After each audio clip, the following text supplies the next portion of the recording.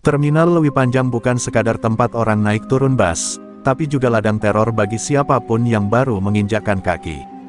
Di balik deru mesin dan teriakan kenek, tersembunyi kekuasaan gelap yang mengakar kuat. Preman-preman bertato dan berbadan besar mondar-mandir dengan tatapan tajam, seolah menjadi raja jalanan. Mereka tak segan menyiksa, merampas, bahkan membunuh demi recehan.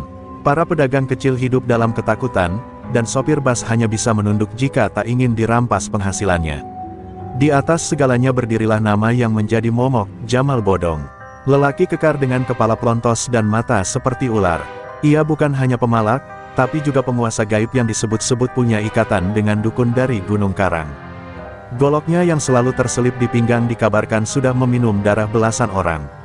Tak ada satupun penegak hukum yang berani masuk terlalu dalam. Terminal ini, bagi warga Bandung, telah menjadi wilayah haram, tempat hukum mati, dan nyali menjadi satu-satunya pelindung. Hari itu, suasana terminal lebih mencekam dari biasanya. Jamal baru saja memukul seorang pedagang rokok dengan bangku kayu hanya karena menolak menaikkan setoran. Darah mengalir dari pelipis si pedagang, namun tak satu pun orang berani menolong.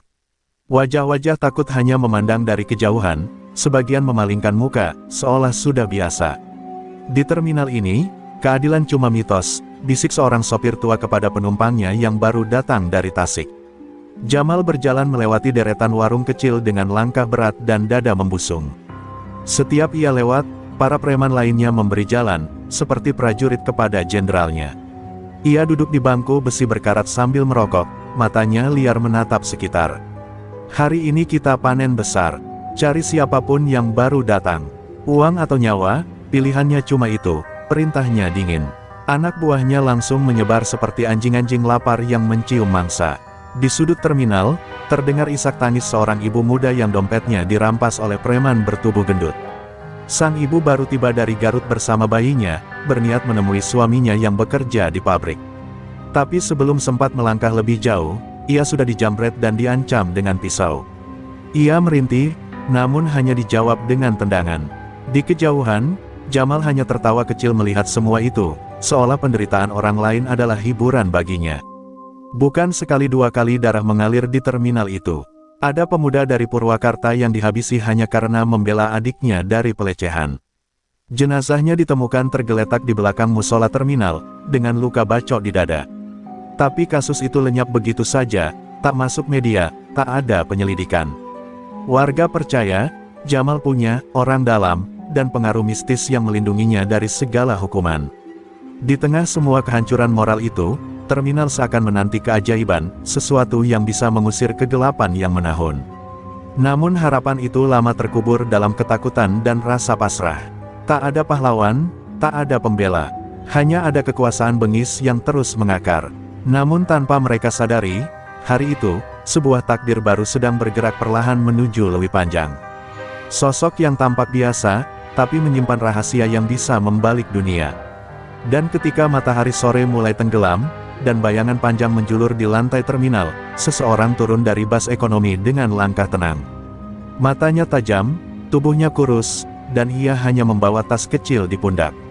Tak seorang pun tahu siapa dia, tapi kehadirannya adalah awal dari akhir. Terminal neraka ini akan segera berubah menjadi medan tempur antara darah, nyali, dan ilmu rawa rontek yang tak bisa mati. Langkah Arga menjejak lantai terminal yang lengket dan berbau keringat bercampur oli. Ia baru saja turun dari bus ekonomi jurusan Ciamis Bandung, dengan wajah tenang dan pakaian sederhana. Sebuah tas selempang lusuh tergantung di bahunya, dan sandal jepit membungkus kakinya yang penuh debu. Tak ada yang spesial dari penampilannya, ia hanya terlihat seperti pemuda desa biasa yang ingin mengadu nasib di kota. Tapi di balik tatapan matanya yang teduh, tersembunyi bara yang belum menyala. Arga berjalan perlahan melewati deretan warung dan kios, mengamati keadaan sekitar. Ia melihat seorang ibu memeluk bayinya sambil menangis, dan tak jauh dari sana, seorang pedagang rokok sedang membalut pelipisnya yang sobek. Wajah-wajah terminal dipenuhi luka, takut, dan diam. Arga tak berkata apa-apa, tapi hatinya bergetar. Ini bukan tempat biasa, ini adalah sarang kezaliman yang sudah dibiarkan terlalu lama berdiri. Beberapa preman yang duduk di dekat warung mulai memperhatikan Arga. Ia terlihat seperti mangsa empuk, orang baru, polos, dan sendirian. Salah satu dari mereka, preman bertopi lusuh bernama Dadan, memberi kode kepada temannya. "Tuh bocah kampung, kayaknya bawa duit tuh, matanya belum tahu dunia," katanya seraya tertawa kecil. Mereka mendekat, mengelilingi Arga dengan senyum licik seperti serigala mengelilingi anak domba. "Bro, mana uang masuk terminalnya?" tanya Dadan sambil menyodorkan tangan. Arga menoleh pelan, matanya tajam, tapi tidak menantang. "Saya cuma numpang lewat, Kang. Saya nggak punya uang banyak," jawabnya sopan. Preman lain tertawa keras, salah satunya bahkan menepuk kepala Arga seperti anak kecil. Kita bukan nanya banyak apa enggak. Pokoknya bayar, atau mau kami cari di tas lo." Arga menarik napas dalam, mencoba menahan emosi. Namun saat salah satu preman mencoba merampas tasnya, tangan Arga bergerak cepat, mencengkeram pergelangan pria itu hingga terdengar bunyi krek. Preman itu menjerit, membuat yang lain langsung mundur sejenak. Tapi belum sempat suasana mereda, dari belakang datang pukulan balok kayu yang menghantam punggung Arga hingga ia jatuh tersungkur. Darah mengalir dari pelipisnya, tubuhnya terdiam. Beberapa pedagang yang melihat kejadian itu hanya bisa menggeleng. "Kasian, bocah kampung itu. Mungkin dia cuma orang biasa yang salah tempat," gumam seorang bapak tua. Preman-preman tertawa puas, berpikir masalah sudah selesai. Mereka menendang tubuh Arga yang tak bergerak, memastikan ia benar-benar tak sadarkan diri. Salah satu dari mereka bahkan meludah ke wajah Arga sambil berkata, "Selamat datang di Terminal Lewi Panjang, Kampungan." Namun, 5 menit kemudian, tubuh Arga bergerak pelan. Tangannya mengepal, kakinya menekuk, dan ia bangkit perlahan dengan mata yang berbeda, penuh bara dan kesadaran tinggi. Luka di pelipisnya perlahan mengering, dan tubuhnya yang tadi lemah kini berdiri tegap. Preman-preman itu mundur beberapa langkah, wajah mereka memucat. "Astagfirullah, tadi udah mati dia, kan?" bisik salah satunya, gemetar. Arga memandang mereka tanpa berkata-kata. Di balik ketenangannya, ada kekuatan besar yang belum mereka pahami. Ia bukan pemuda biasa, ia adalah pewaris ilmu rawa rontek, ilmu kuno yang membuat pemiliknya tak bisa mati selama niatnya suci. Dan kini, untuk pertama kalinya, Terminal Lewi Panjang mulai merasakan guncangan yang belum pernah mereka bayangkan, perlawanan dari seseorang yang tidak bisa dibunuh. Preman-preman yang tadi tertawa kini membisu. Mata mereka terpaku pada Arga yang berdiri tegap, tubuhnya sedikit berlumur darah, tapi wajahnya tenang seperti tak pernah dipukul. Salah satu preman, si Dadan, mundur perlahan, suaranya gemetar. "Woi, ini orang bukan manusia biasa, tadi gua lihat sendiri dia udah nggak gerak." Tapi tak ada yang menanggapi. Semua terlalu sibuk menelan ketakutan mereka sendiri. Baru kali ini mereka menyaksikan seseorang bangkit dari kondisi seperti mayat hidup. Arga melangkah, pelan, matanya menatap satu persatu preman yang sempat menendangnya. Udara seketika menjadi dingin, seolah waktu berhenti. Di tengah keramaian terminal, tercipta ruang sunyi yang mencekam. Tanpa sepatah kata pun, tangan Arga menamparkan Dadan begitu keras hingga pria bertubuh besar itu terlempar ke gerobak gorengan. Suara besi penyok dan jeritan membuat semua mata membelalak. "Ini bukan sekadar perlawanan, ini adalah penghakiman. Yang kalian lakukan di tempat ini sudah terlalu lama dibiarkan," ucap Arga dengan suara berat. "Bukan karena kalian kuat, tapi karena tak ada yang berani melawan." Ucapannya menusuk seperti sembilu, bukan karena keras, tapi karena benar. Beberapa pedagang mulai mengintip dari balik warung, wajah mereka menunjukkan harapan yang selama ini hilang. Sosok pemuda itu, entah siapa, memberi mereka alasan untuk kembali percaya pada keadilan. Salah satu preman mencoba menyerang dari belakang dengan pisau kecil, namun dalam sekejap, Arga menekuk lengannya hingga terdengar bunyi tulang patah yang menggema. Pria itu jatuh berteriak, menggeliat seperti cacing di tanah. Arga hanya memandangnya dingin, lalu menatap ke langit. Dalam hatinya, ia tahu, ini bukan sekadar pertarungan fisik, tapi pertarungan spiritual. Ia hanya akan selamat selama niatnya murni, menegakkan kebenaran dan melindungi yang lemah. Sementara itu, dari sebuah ruangan kecil di lantai 2 terminal, Jamal Bodong menyaksikan semua kejadian lewat kaca jendela yang buram. Tangannya menggenggam rokok yang hampir habis, dan wajahnya menyiratkan amarah. "Siapa dia?" gumamnya pelan. Salah satu anak buahnya tergopoh masuk dan berkata, "Bang, tuh orang aneh, ditonjok, ditusuk, bangkit lagi." Jamal mengernyit. Ia bukan orang yang percaya pada mitos. Tapi hari itu, ia tahu, ini bukan masalah biasa. Jamal kemudian berdiri, mengambil golok yang tergantung di dinding. Golok itu diwariskan oleh guru spiritualnya, golok yang diyakini bisa menembus segala jenis kekebalan. Biar gue yang turun, terminal ini punya gue, bukan buat banci yang sok jadi pahlawan, ucapnya dingin. Di luar, suasana terminal sudah berubah drastis. Para pedagang mulai bergerak mendekat, bukan untuk menyaksikan, tapi untuk memberi dukungan diam-diam. Arga, di sisi lain, masih berdiri di tengah terminal. Ia memejamkan mata sejenak, membiarkan napasnya menyatu dengan udara. Ia tahu, pertarungan sesungguhnya belum dimulai. Lawannya bukan preman biasa, melainkan sosok yang punya kekuasaan fisik dan mistis. Tapi ia juga tahu satu hal, ilmu rawa rontek yang ia warisi dari sang kakek tidak akan membiarkannya tumbang sebelum misi suci ini selesai. Dan ketika Jamal Bodong akhirnya melangkah turun dari tangga dengan golok di tangan dan mata menyala, seluruh terminal menjadi senyap. Perang telah dimulai, bukan hanya perang dua manusia, tapi perang antara kegelapan yang mengakar dan cahaya yang mulai menyala. Sebuah bentrokan yang akan mengubah wajah terminal Lewi Panjang, untuk selamanya. Langkah Jamal Bodong menggema di lantai beton terminal. Setiap gerakannya membawa tekanan, seolah udara ikut menciut. Preman-preman yang tadi merasa berkuasa kini menyingkir, memberi jalan bagi pemimpin mereka. Jamal berdiri di depan Arga dengan mata tajam penuh dendam. Golok panjang di tangannya berkilat di bawah cahaya redup lampu terminal. Jadi ini bocah yang bikin rusuh di tempat gue, katanya pelan, tapi penuh ancaman. Arga menatap Jamal tanpa rasa takut.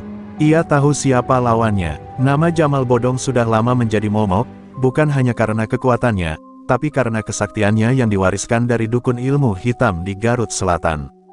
Dulu Jamal pernah membuat seorang polisi kehilangan akal sehat hanya dengan tatapan matanya. Tapi Arga tidak gentar, ia telah berjanji pada almarhum kakeknya, gunakan ilmu rawa rontek. Hanya untuk kebaikan, dan jangan pernah takut pada manusia sekejam apapun. Kau menebar ketakutan, tapi waktumu sudah habis, ujar Arga dengan suara tenang. Kalimat itu membuat Jamal tertawa keras.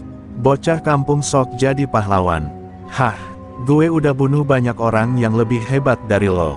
Ia langsung mengayunkan goloknya tanpa peringatan. Serangan pertama melesat cepat, menebas ke arah leher Arga, tapi tak mengenai sasaran. Arga bergerak seperti bayangan, menghindar dengan lompatan ringan. Serangan demi serangan menyusul. Golok itu menari liar, memecah angin dengan suara menderu.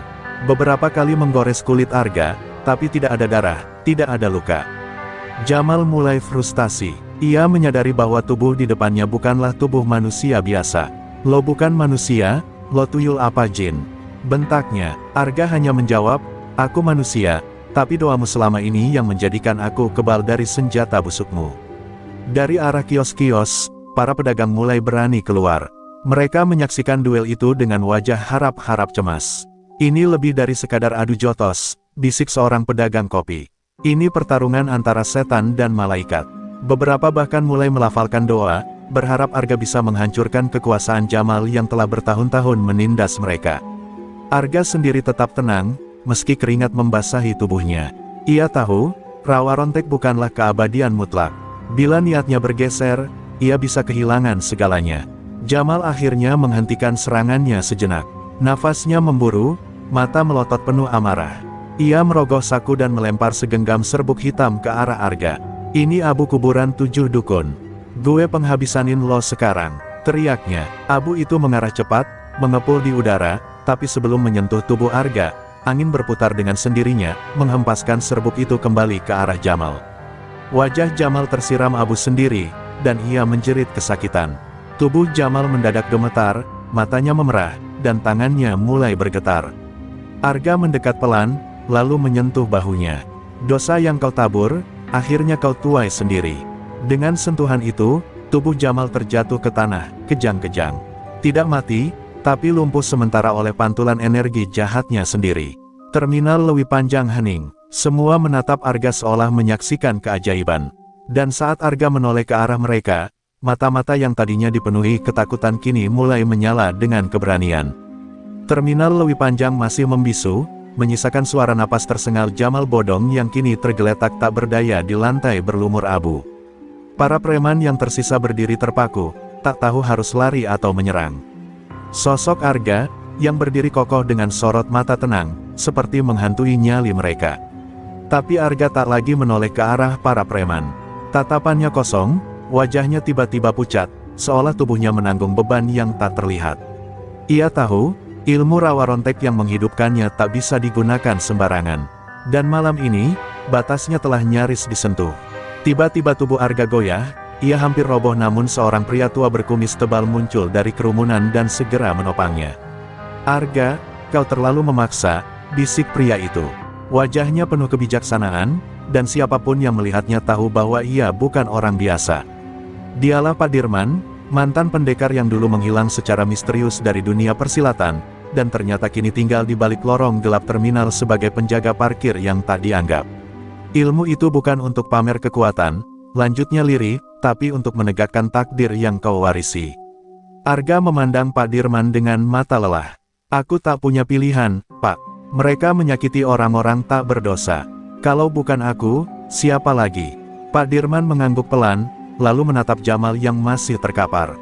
Dia bukan dalang sebenarnya. Di balik Jamal, ada kekuatan yang jauh lebih kelam, yang pernah aku hadapi dulu, dan gagal aku tundukkan, ucapnya.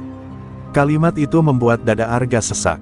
Selama ini ia mengira Jamal adalah akar kejahatan di terminal, tapi ternyata hanya cabang dari pohon yang lebih gelap. Malam itu, kabar kekalahan Jamal Bodong menyebar cepat. Terminal Lewi Panjang menjadi perbincangan hangat. Beberapa warga mulai berani keluar malam, para pedagang tak lagi dipalak, dan preman-preman kecil mulai menghilang satu persatu. Tapi Arga tahu, ini bukan akhir. Dalam mimpinya malam itu, ia melihat bayangan besar berkerudung hitam berdiri di atas menara tua dekat rel kereta, menatapnya tajam dengan mata merah menyala. Sosok itu mengucap satu kalimat yang membuat bulu kuduknya berdiri, "Kau bangkit, maka aku pun terbangun." Keesokan harinya, Arga pergi ke sebuah surau kecil yang hampir roboh di pinggiran terminal. Ia berlutut, berzikir dalam diam, memohon petunjuk. Hatinya resah, bukan karena musuh, tapi karena warisan rawa rontek yang mulai membebani jiwanya. Ia takut berubah, takut kehilangan kemanusiaannya. Tapi tiba-tiba, dari balik dinding surau, terdengar suara langkah seseorang. Arga berdiri waspada, dan muncullah seorang wanita muda berkerudung merah, wajahnya tenang namun penuh misteri. "Aku Ratri," ucap wanita itu. "Aku ditugaskan untuk memperingatkanmu, karena kekuatan yang akan datang, bukan hanya membunuh, tapi bisa menghapus ingatan dan sejarah siapapun yang melawannya." Arga tercengang. "Kau siapa sebenarnya?" tanya Arga. Ratri hanya tersenyum. "Aku bagian dari mereka yang menjaga keseimbangan dunia gaib. Dan kau, Arga, telah menyentuh batas yang membuatmu terlibat dalam perang lama yang sempat padam." Arga menatap langit yang mulai mendung. Petir menyambar dari kejauhan. Hatinya bergetar. Ia baru menyadari, pertarungan yang selama ini ia hadapi hanyalah pintu pembuka dari konflik besar yang selama ini tertidur. Dan dirinya kini bukan hanya pewaris rawa rontek, tapi penjaga gerbang antara dunia nyata dan dunia tak kasat mata. Langit sore itu seakan mendung permanen menggantung di atas terminal Lewi Panjang. Hujan rintik turun pelan, menciptakan irama sedih di atas atap-atap seng.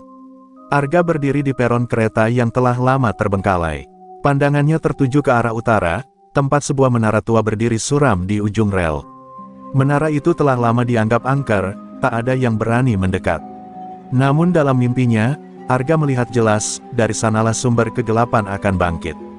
Bersama Ratri, ia memutuskan untuk menyelidikinya sebelum segalanya terlambat. Perjalanan ke menara bukan perkara mudah. Tanah becek, ilalang setinggi dada, dan aura dingin menusuk tulang membuat langkah mereka berat. Di sepanjang jalan, Ratri mengisahkan sesuatu yang mengejutkan. Puluhan tahun lalu, seorang dukun bernama Kisontro disegel di dalam menara itu oleh para pendekar putih, termasuk gurunya Pak Dirman. Tapi segel itu melemah, karena darah jahat telah ditumpahkan oleh Jamal dan anak buahnya di sekitar terminal. Arga mulai mengerti, kekacauan yang terjadi selama ini adalah bagian dari upaya membangkitkan Kisontro. Saat mereka sampai di depan menara, hawa dingin menyergap lebih tajam.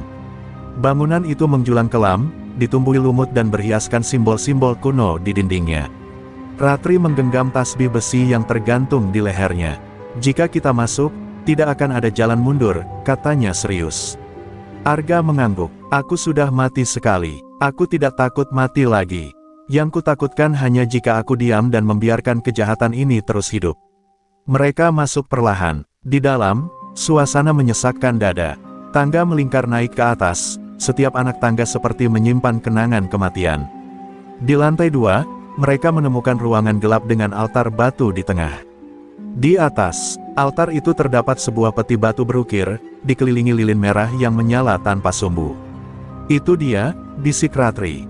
Kisontro sedang tidur, tapi jiwanya sudah berkeliaran, mencari wadah baru. Tiba-tiba, dinding bergetar hebat. Peti batu memancarkan cahaya merah pekat. Arga mendekat, namun tubuhnya terdorong mundur oleh kekuatan tak terlihat. Dari balik bayang-bayang, muncul sesosok pria tua berpakaian jubah robek, matanya kosong tapi senyumnya mengerikan. Akhirnya, Rawa Rontek datang sendiri menemuiku, ucapnya. Suara itu menggema hingga ke sumsum tulang. Ratri menjerit, itu bukan tubuh asli Kisontro. Itu wadah sementara, jangan biarkan dia mendekat. Arga segera memusatkan tenaga. Ia merapal doa-doa warisan leluhur, dan tubuhnya mulai berpendar cahaya kemasan. Kisontro tertawa pelan. Ilmu Rawa Rontek itu haram di hadapan kekuatan leluhurku. Tapi, akan sangat lezat bila kutelan untuk membuka segel terakhir. Ia melompat dengan kecepatan supranatural, menyerang Arga tanpa ampun. Pertarungan sengit pun pecah, bukan lagi antara manusia, tapi dua kekuatan dari dua dunia yang berbeda, terang dan gelap, hidup dan mati. Di tengah pertarungan, Arga mulai melemah. Cahaya tubuhnya meredup. Ia mulai ragu, ia bukan pendekar suci. Ia adalah manusia yang dihidupkan kembali oleh ilmu terlarang. Tapi di saat nyawanya nyaris terhenti, suara Pak Dirman menggema di benaknya, ilmu Rawa Rontek hanya akan menjadi gelap jika digunakan untuk kesombongan. Tapi jika niatmu suci, maka Tuhan akan mengizinkannya jadi cahaya. Dengan keyakinan itu, Arga bangkit sekali lagi, matanya kini menyala kemasan, dan tinjunya mengarah langsung ke dada makhluk yang menyebut dirinya Kisontro. Tinjunya menghantam dada Kisontro, namun tubuh makhluk gaib itu tak goyah sedikit pun. Malah, dari lubuk dadanya yang hitam, muncul semburan energi pekat yang membanting Arga ke dinding menara. Darah keluar dari sudut bibirnya. Ratri berteriak, melemparkan tasbih besinya ke arah Kisontro. Cahaya putih menyambar sekejap, tapi tak cukup untuk melukai. Dia sudah terlalu kuat, segel dalam tubuhnya hampir terbuka sepenuhnya, gumam Ratri panik.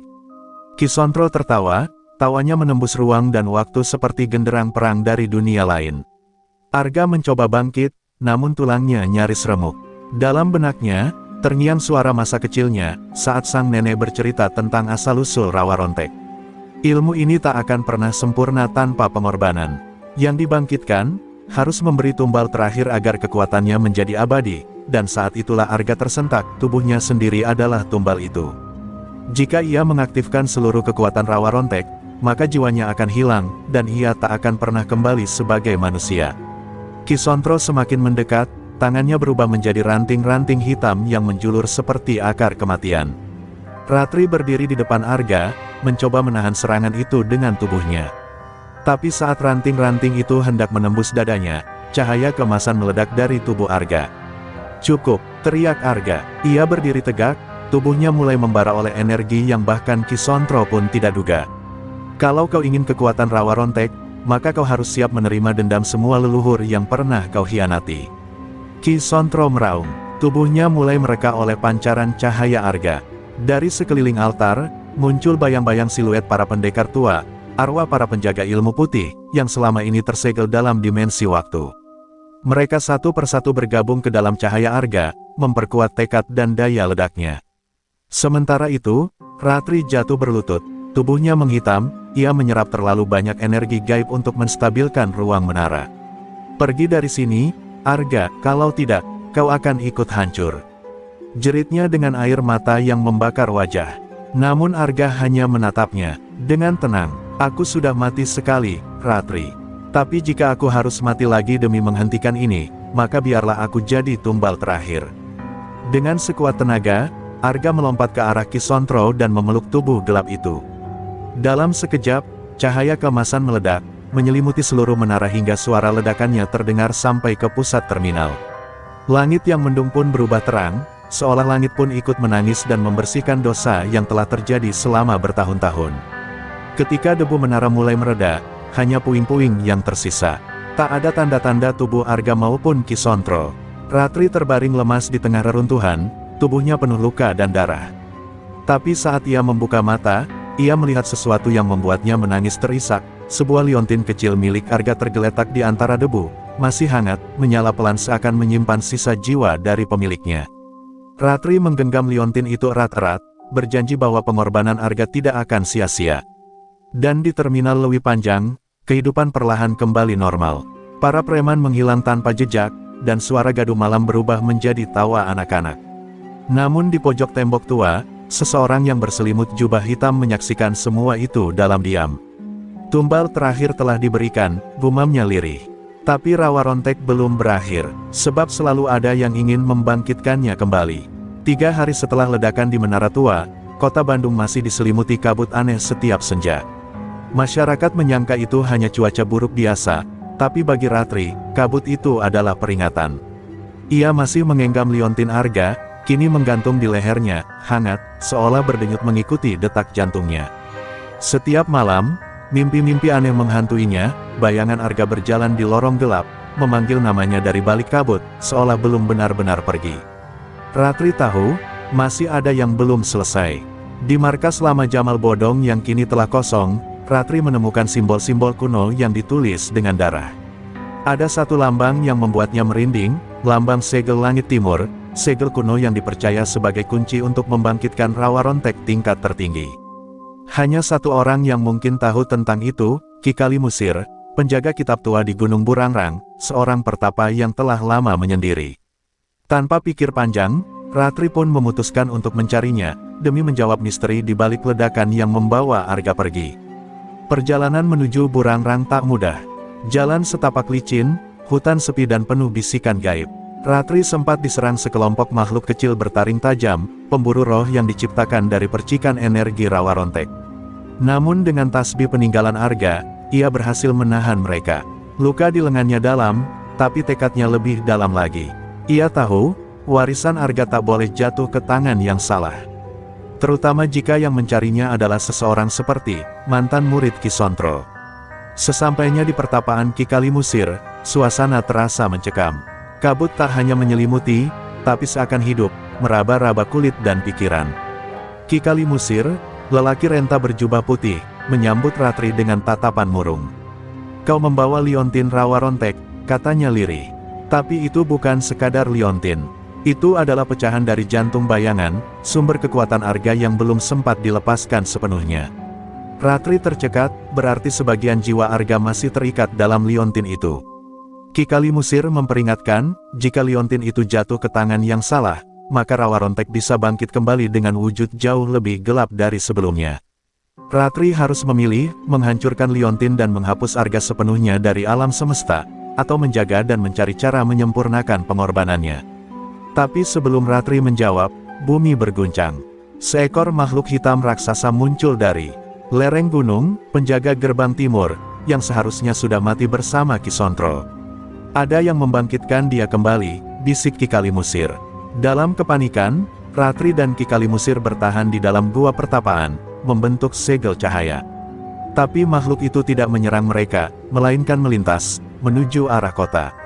Menuju terminal Lewi Panjang. "Itu bukan hanya penjaga," desis Ki Kalimusir. "Itu adalah pertanda bahwa seseorang sedang mencoba membuka segel rawa rontek terakhir. Dan orang itu pasti punya darah yang sama dengan Arga." Ratri membeku. Arga yatim piatu. Tapi, mungkinkah ada saudara kandung yang tak diketahui? Ratri sadar, perjalanannya belum berakhir. Ini bukan hanya tentang Arga. Ini tentang garis darah. Tentang warisan yang belum selesai. Dan tentang seseorang yang kini diam-diam memburu kekuatan rawa rontek untuk tujuan yang lebih gelap dari sekadar balas dendam. Ia menggenggam liontin itu lebih erat dari sebelumnya, bersumpah untuk menjaga warisan itu, meski harus mengorbankan jiwanya sendiri. Langit di atas Bandung menghitam meski matahari belum tenggelam. Awan pekat menggantung rendah, seakan menandakan hadirnya sesuatu yang melampaui nalar manusia. Di tengah hiruk pikuk kota, terminal Lewi Panjang kembali dipenuhi aura ketakutan. Para sopir dan penumpang mendadak membubarkan diri, merasakan hawa panas menyengat dari aspal terminal. Ratri tiba terlambat, makhluk penjaga yang semestinya tinggal dalam legenda itu kini berdiri menjulang, tubuhnya gelap dan berlapis batu keras, matanya merah membara menatap setiap bangunan. Tidak ada yang berani mendekat, kecuali satu orang, yang berdiri di hadapan makhluk itu dan mengangkat tangan dengan tenang. "Namaku Bara," ujar pemuda itu dengan suara dalam dan datar. Rambutnya hitam ikal, tubuhnya tegap, dan dari cara ia bergerak, terlihat jelas bahwa ia bukan orang biasa. Ratri yang baru tiba tercekat, matanya membulat. Wajah itu, terlalu mirip dengan Arga. Hanya lebih dingin, lebih tajam, dan lebih penuh kebencian. "Aku darah yang dibuang, bayangan yang dilupakan. Aku saudara kembar Arga yang dibuang sejak bayi, karena dianggap membawa kutukan rawa rontek." Kalimat itu menghantam dada Ratri bagai palu godam. Arga tak pernah menceritakan ini. Apakah dia sendiri pun tidak tahu? Bara menatap liontin yang tergantung di leher Ratri. "Itu milikku, itu jantungku, bukan milik kakak bodoh yang memilih mati demi membela manusia lemah." Suaranya menembus udara, mengguncang setiap dinding terminal. Dengan satu gerakan tangan, makhluk penjaga itu berlutut di hadapannya, tunduk seperti budak pada tuannya. Ratri mencoba mendekat, berharap masih ada sisa nurani dalam diri Bara. Tapi setiap langkah mendekat membuat tubuhnya terasa berat, seperti ditindih ribuan roh.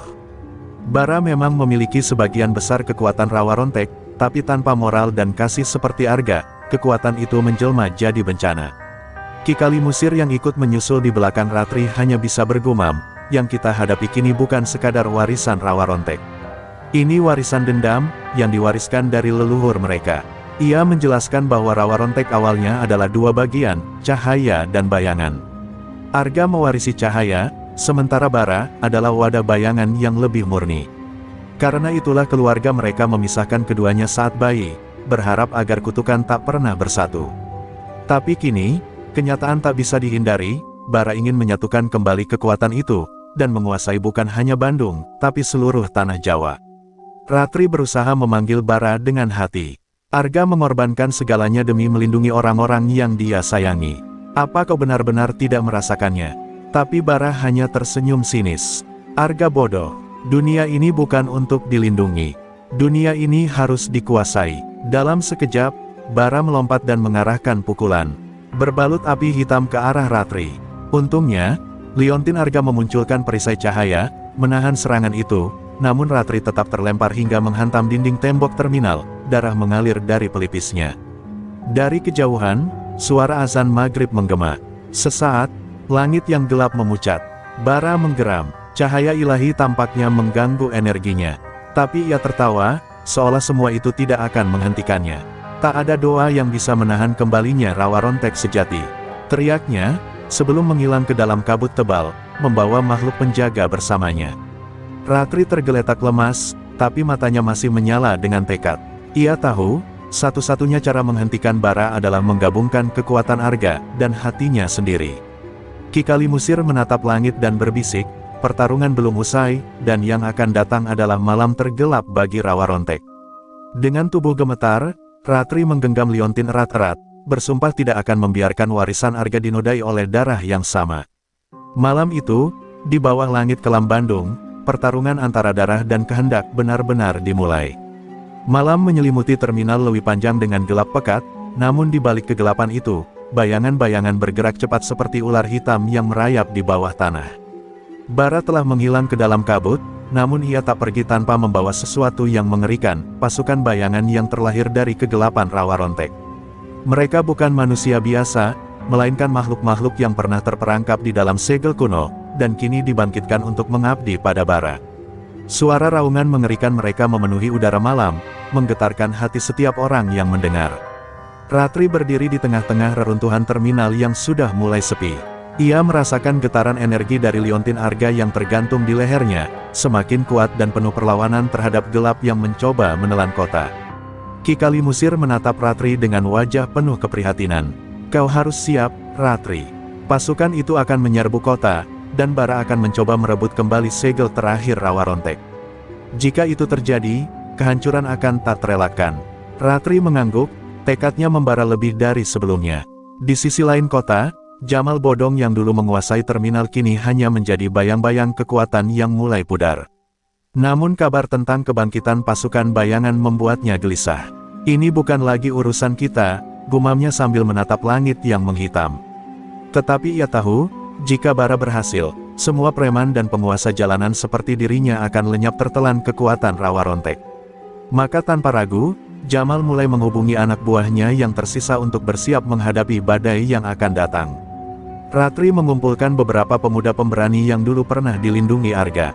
Mereka kini dilatih oleh Ki Kalimusir menggunakan jurus-jurus dasar Rawa Rontek, walau belum sempurna. Kalian adalah harapan terakhir kota ini, kata Ratri kepada mereka. Jika kita tidak berdiri sekarang, maka Bara dan bayangannya akan menghancurkan segalanya. Para pemuda itu menatap penuh semangat, meski takut, mereka tahu ini adalah saatnya membayar lunas janji pada Arga. Serangan pasukan bayangan dimulai saat bulan purnama naik tinggi. Mereka menyerbu terminal, meruntuhkan bangunan, dan menyerang siapa saja yang berani menentang. Ratri dan pasukannya bertempur habis-habisan, menggunakan ilmu Rawa Rontek yang belum sempurna, tapi didukung semangat dan keberanian. Perkelahian berlangsung brutal, bayangan menyerang dengan kecepatan yang sulit dilawan, namun pasukan cahaya kecil itu bertekad menahan serangan agar Bara tidak sampai ke segel terakhir. Di tengah medan pertempuran, Ratri bertemu lagi dengan Bara yang berdiri di puncak menara yang runtuh. Bara menatapnya dingin, wajahnya masih penuh kebencian. Kau pikir aku akan kalah? Aku darah kegelapan yang tidak bisa kau kalahkan. Teriak Bara, lalu menyerang dengan energi hitam pekat. Ratri melawan dengan kekuatan liontin Arga, cahaya dan bayangan beradu dengan gemuruh yang mengguncang bumi. Setiap pukulan membawa gelombang energi yang membuat tanah retak dan udara bergetar. Saat pertarungan mencapai puncak, tiba-tiba dari arah kaki Gunung Burangrang muncul cahaya terang yang menyapu seluruh terminal. Ki Kalimusir dan para pertapa datang membawa kekuatan alam, memperkuat Ratri dan pasukannya. Ini waktumu, Ratri, kata Ki Kalimusir penuh keyakinan. Dengan bantuan mereka, kekuatan liontin Arga mencapai puncaknya, menciptakan perisai besar yang menahan gelombang kegelapan Bara dan pasukannya. Bab ini berakhir dengan Bara mundur ke dalam kabut gelap, namun bukan tanpa ancaman. Aku akan kembali, dan ketika itu terjadi, dunia akan hancur.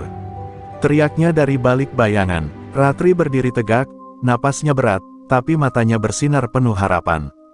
Perang belum selesai, tapi ia tahu, dengan warisan Arga dan keberanian yang terus membara, mereka masih bisa menyelamatkan Bandung dari kegelapan Rawa Rontek.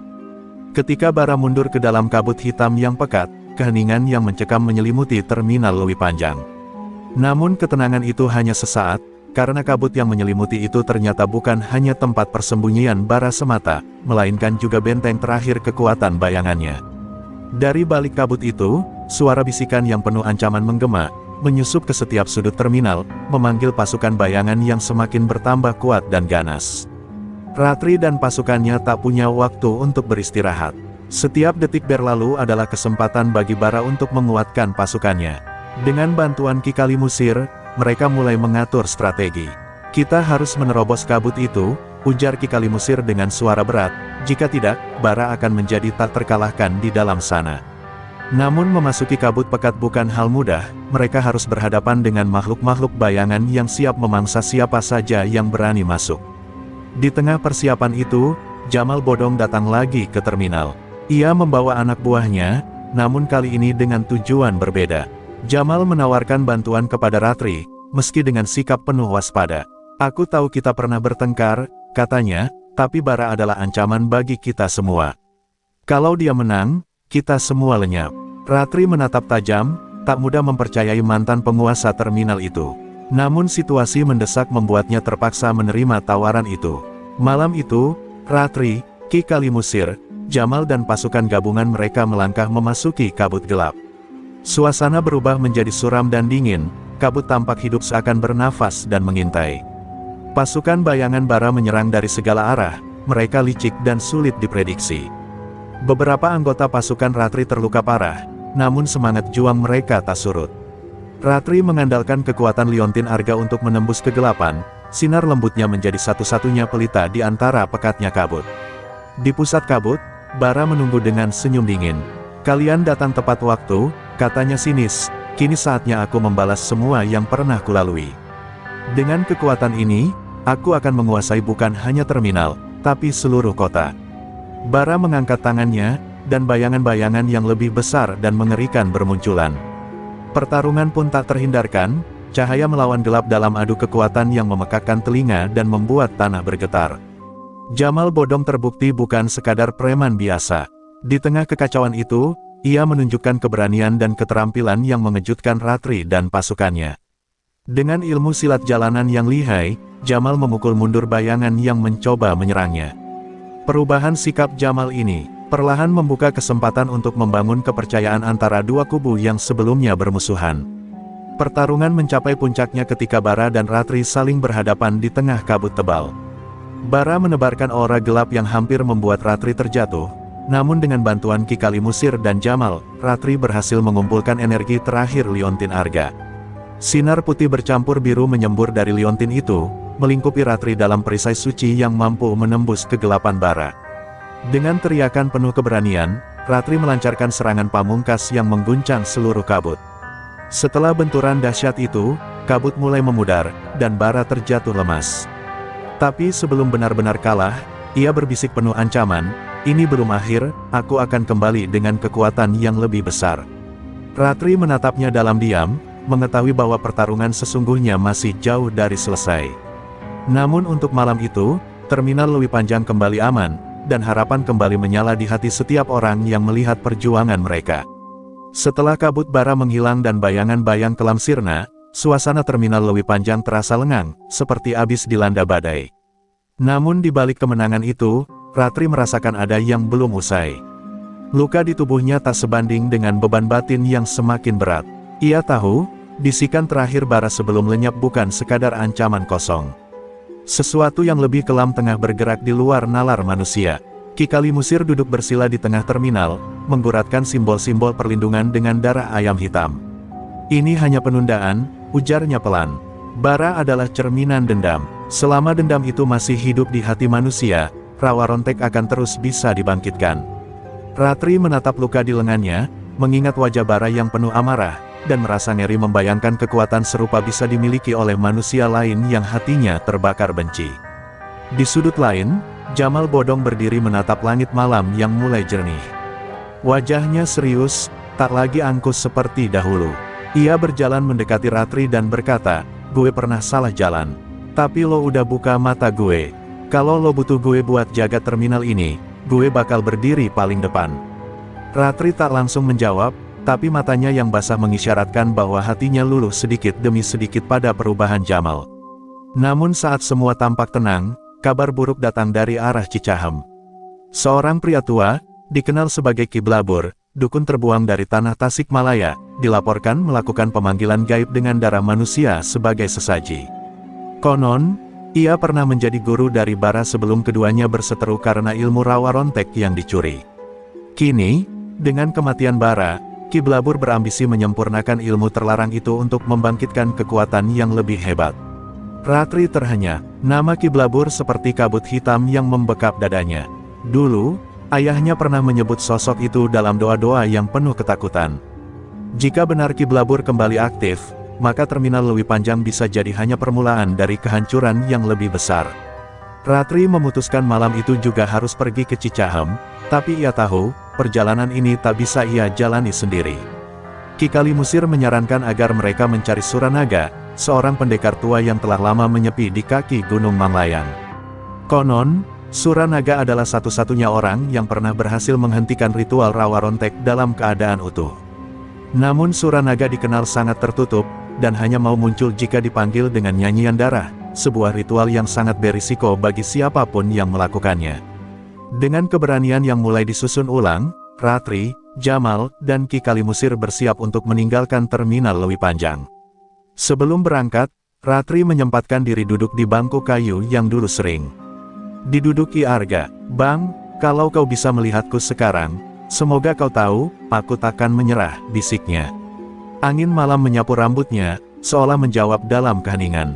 Langkah mereka menuju Cicahem baru saja dimulai, tapi malam itu, jauh dari sana, di atas bukit sepi yang dipenuhi tengkorak, Ki Blabur membuka matanya dan tertawa kecil. "Bara cuma anak nakal, kini, waktuku yang bicara." Rawa Rontek, bangkitlah, dengan darah yang lebih segar.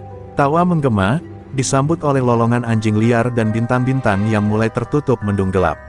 Kabut dingin menyambut langkah Ratri dan rombongannya saat mereka tiba di kaki Gunung Manglayang.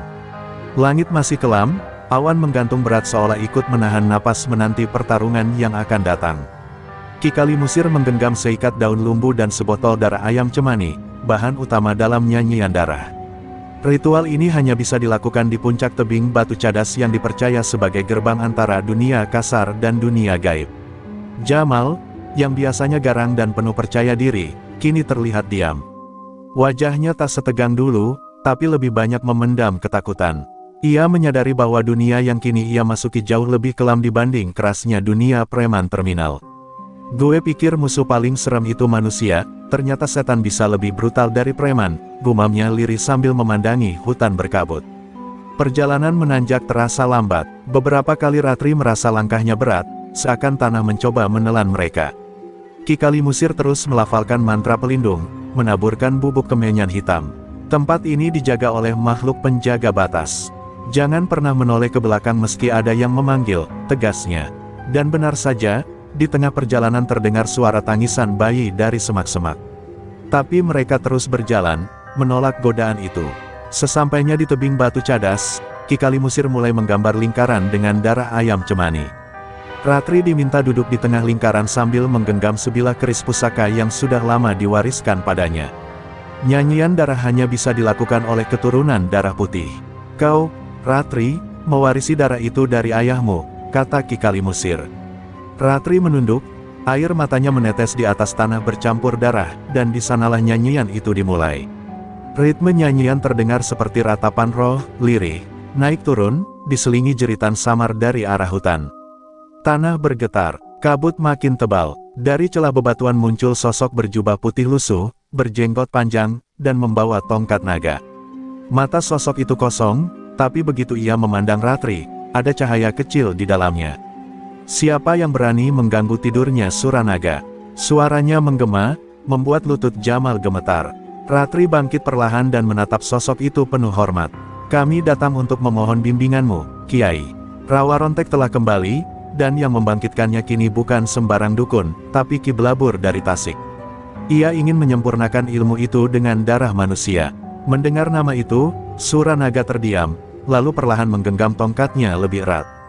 Ki Blabur, desisnya, ia murid sesat yang dulu kuusir dari lingkaran ilmu. Jika benar ia telah menyatu dengan dendam dan darah, maka dunia ini diambang kehancuran. Ia menoleh pada Ratri, lalu menatap Jamal dan Ki Kalimusir. Aku akan ikut, tapi kalian harus bersiap. Perang ini bukan hanya melawan daging dan darah, tapi juga melawan masa lalu kalian sendiri. Angin tiba-tiba berhenti berhembus. Kabut seakan terbelah saat Suranaga melangkah maju, meninggalkan lingkaran darah. Ratri merasakan sesuatu dalam dadanya, kekuatan baru, tapi juga rasa takut yang belum pernah ia rasakan sebelumnya. Di kejauhan, awan bergulung-gulung seperti naga turun dari langit. Pertanda bahwa Ki Blabur telah memulai ritual terakhirnya. Di puncak, Bukit Angker sebelah barat Tasikmalaya, Ki Blabur berdiri dalam lingkaran api. Tubuhnya dibalut kain mori yang sudah menghitam, dengan mata merah menyala seperti bara.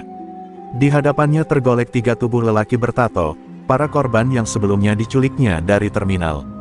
Mereka adalah tumbal terakhir untuk menyempurnakan ilmu Rawa Rontek gelap yang diyakininya bisa menjadikannya abadi sekaligus tak terkalahkan. Petir menyambar-nyambar di atas langit, seakan alam pun menolak upacara sesat ini.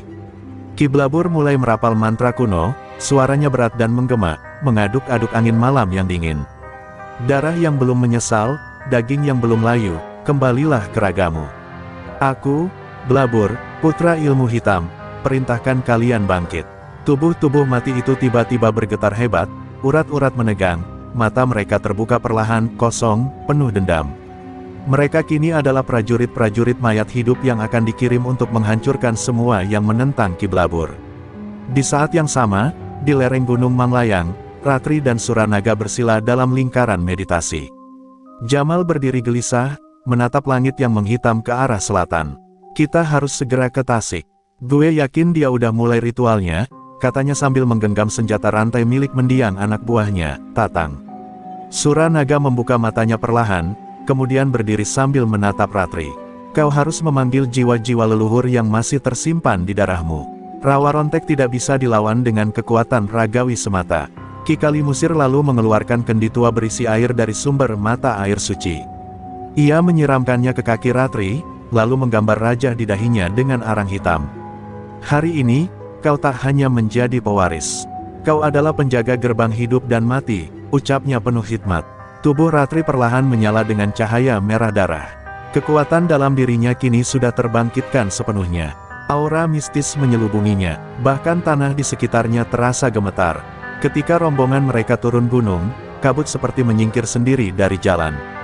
Mereka berjalan cepat ke arah selatan, menembus hutan-hutan lebat dan medan terjal. Jamal memimpin di depan dengan mata waspada. Dendam dalam hatinya terhadap Ki Blabur kini berubah menjadi keyakinan kuat untuk bertarung di pihak yang benar.